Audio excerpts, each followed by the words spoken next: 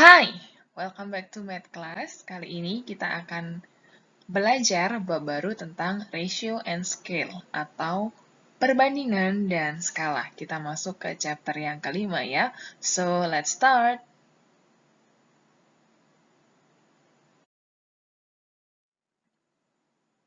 Oke, sebelum masuk, ini adalah timeline dari apa yang akan kita pelajari sepanjang 3 minggu ke depan. Di minggu pertama kita akan belajar tentang pengertian perbandingan dan juga skala. Di minggu yang kedua, kita akan belajar tentang jenis perbandingan, yaitu perbandingan senilai dan juga perbandingan berbalik nilai. Di minggu ketiga, kita akan ada review dan tes sumatif.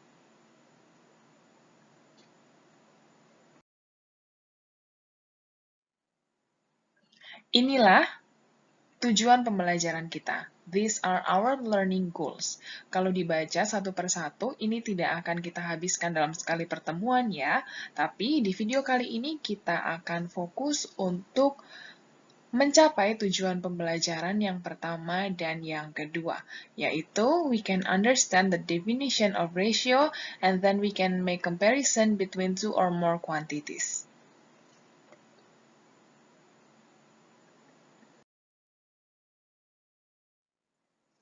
Dan inilah enduring understanding-nya, jadi ketika nanti suatu saat kita ditanya tentang ratio, what do we know about ratio, walaupun kita sudah tidak mengerti bagaimana cara menghitungnya, mungkin sudah lupa, tapi lewat enduring understanding ini, diharapkan at least dua hal ini yang kalian ingat dari bab perbandingan, yaitu yang pertama, konsep perbandingan dapat digunakan untuk mengetahui hubungan antara dua besaran atau lebih yang sejenis. Dan yang kedua, perbandingan antara dua besaran atau lebih dapat ditentukan dengan menyederhanakan dua besaran tersebut sampai nilai yang paling sederhana. Ya, apa maksudnya? Kita akan segera masuk ke pembahasannya supaya enduring understanding ini lebih mendarat.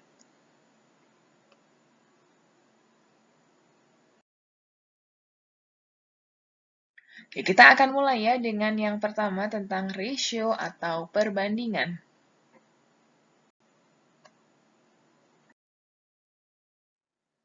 Oke, mungkin kita bisa pit stop sebentar ya, bisa take this time untuk kita melihat sekitar dalam kehidupan kita sehari-hari. Ada tidak ya contoh perbandingan dalam keseharianmu? Kalau ada, boleh tuliskan di kolom komentar ya. Nanti kita akan bahas di pertemuan kita.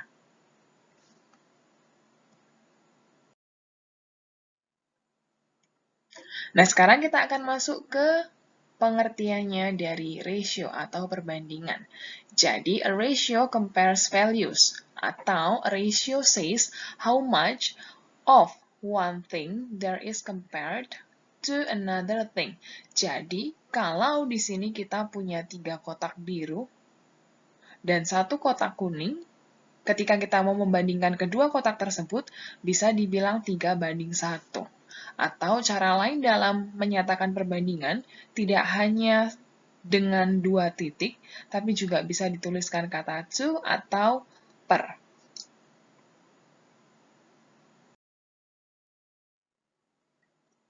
Lalu, perbandingan itu tidak hanya dinyatakan dalam seperti yang sudah dibilang tadi, tanda titik 2, bisa juga per. Nah, tapi ketika menyatakan perbandingan bisa juga nanti dalam bentuk desimal atau percentage. Dan bukan hanya kita bisa membandingkan part to part, tapi kita juga bisa bandingkan part to whole. Let's say seperti ini. Ketika kita lihat gambar ini, kita punya 4 children, dan satu di antara 4 children itu ada boy. Oke, ada boy. Jadi ketika kita bilang 1:3, ini kita sedang bandingkan part by part. Karena kita sedang membandingkan antara boy and girl directly. Nah, tapi ketika kita bilang 1/4-nya itu adalah boys, makanya di sini 1:4 ini menyatakan kita bandingkan boy dengan jumlah children-nya keseluruhan, yaitu 4. Gitu ya.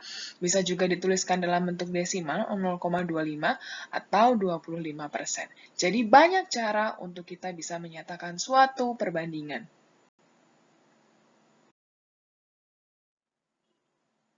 Oke, perbandingan juga bisa di scale up, dia bisa disederhanakan atau bisa diperbesar. As long as nilainya sama, perbandingan itu akan bernilai sama. Contohnya ketika tadi kita punya 3:1, bisa di scale up, bisa diperbesar jadi 6:2. Atau kalau misalnya nanti diperbesar lagi, bisa jadi 9:3, atau bisa jadi 12:4, dan seterusnya. Ya, seperti itu.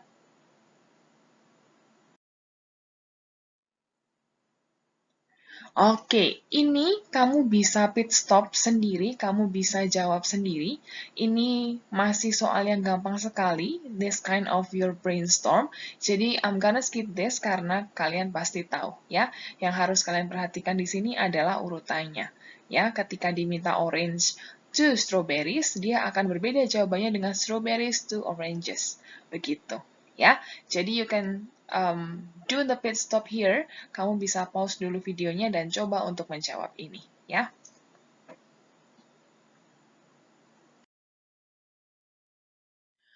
Oke, berikutnya mari kita lihat ada contoh soal. Banyak siswa dalam suatu kelas adalah 40 orang, 18 dari mereka adalah laki-laki. Ya, berarti kalau 18-nya laki-laki, kita bisa tentukan siswa perempuannya adalah 40 dikurang 18 yang adalah 22. Jadi yang A kita bisa jawab banyaknya siswa perempuan dibanding dengan siswa laki-laki adalah 22 dibanding dengan 18. Karena tadi dibilang perbandingan bisa dinyatakan dalam bentuk yang sederhana, maka ini sama-sama bisa dibagi dua, yaitu 11:9. Ya, sudah tidak ada lagi common factor-nya, jadi inilah jawabannya. Ya. Yang kedua, banyak siswa laki-laki dengan siswa seluruhnya. Jadi laki-lakinya adalah 18, seluruhnya adalah 40. Kita bisa bagi 2 sama-sama, 9:20, dan sudah tidak bisa disederhanakan lagi, maka inilah jawabannya. Yang C, siswa perempuan ada 22 dibanding dengan siswa seluruhnya ada 40. Jadi 11:20. Inilah jawabannya.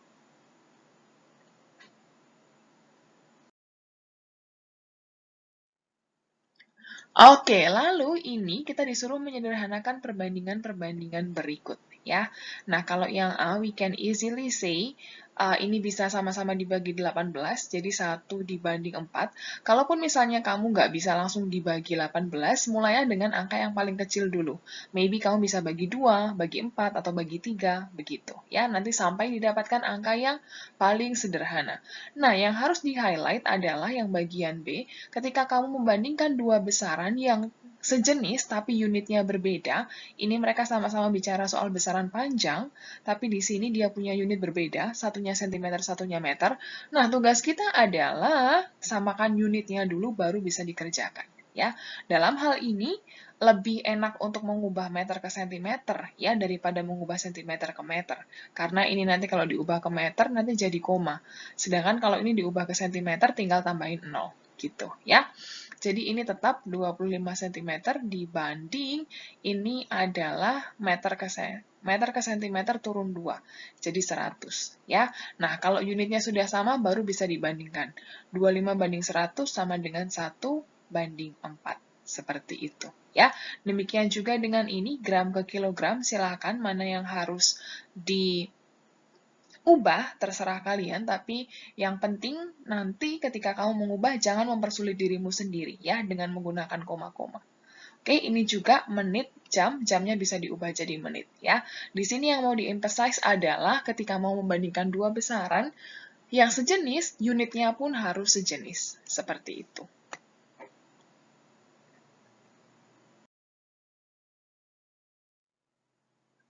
Oke, nah sekarang ini ada perbandingan pecahan. Bagaimana untuk solve perbandingan pecahan? Ada banyak cara ya. Cara pertama kita bisa samakan penyebut. Bisa samakan penyebut, yaitu di sini, kalau kamu punya per 5, berarti satunya dibikin jadi per 5 juga. Ya, kita tahu satu itu whole number, jadi kita bisa tulis dia 5/5, 5/5, ini 2/5. Nah, kalau dia sudah, 2/5. Nah, kalau dia sudah the same denominator, kita bisa ignore this. Jadi jawabannya adalah 5/2. Atau yang kedua, kalau tidak samakan penyebut, ya kita kalikan KPK dari penyebut. Kenapa seperti itu? Supaya nanti pecahannya hilang. Ya, kalau kita punya 1/2/5, karena di sini penyebutnya cuma ada 1, 5, ya udah kita kalikan semua dengan 5. Ya, 1 dikali 5 hasilnya 5, 2/5 dikali 5 bisa dicoret begini ya, ini tinggal 2. Begitu. Ya. Nah, yang F juga sama aja. Kalau punya seperti ini, berarti bisa disamakan penyebut, ini berarti semuanya diubah jadi per 12 bisa ya. Berarti ini 6, ini 12 bagi 3, 4, 4 kali 2, 8, 12 bagi 4, 3, 3 kali 3, 9. Gitu ya, jadi kalau ini sudah sama semuanya, ya udah jawabannya yang ini, 6/8/9. Atau kalau mau langsung dikalikan boleh, kalau punya setengah, 2/3, 3/4, langsung semua kalikan 12 boleh. 12 bagi 2, 6. Ini sama ya, ini berarti 8, 12 bagi 4, 3, 3 kali 3, 9. Gitu ya, jawabannya sama. Nah, kalau seperti ini yang G, kita bisa jadikan pecahan biasa dulu, atau langsung dikalikan juga boleh ya. Kalau dikalikan berarti supaya komanya hilang, ini ada 2 angka di belakang koma, jadi ini nanti kalikan 100, ini kalikan 10. Pilih yang angkanya lebih besar, yaitu 100. Dengan kata lain, ini kalau dikalikan 100 mundur 2 komanya, jadi 36, banding ini mundur 2 ke sini jadi 120. Ya, again, kalau tidak bisa menyederhanakan dengan langsung, kita bisa sederhanakan dulu. Misal bagi 4 ya, ini 9, ini 30. Oh, masih bisa dibagi 3 ya, 3/10. Seperti itu.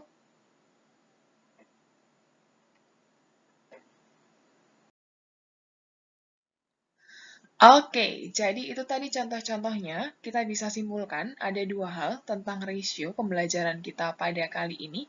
Yang pertama, perbandingan itu adalah hubungan antara 2 hal yang sejenis dalam bentuk yang paling sederhana. Ya, jadi bisa disimplify sampai bentuk yang paling sederhana. Lalu syaratnya perbandingan adalah yang dibandingkan itu adalah hal yang sama atau sejenis. Kalaupun sudah sejenis, unitnya pun harus sejenis. Oke, kalau ada pertanyaan, silahkan boleh ditanyakan.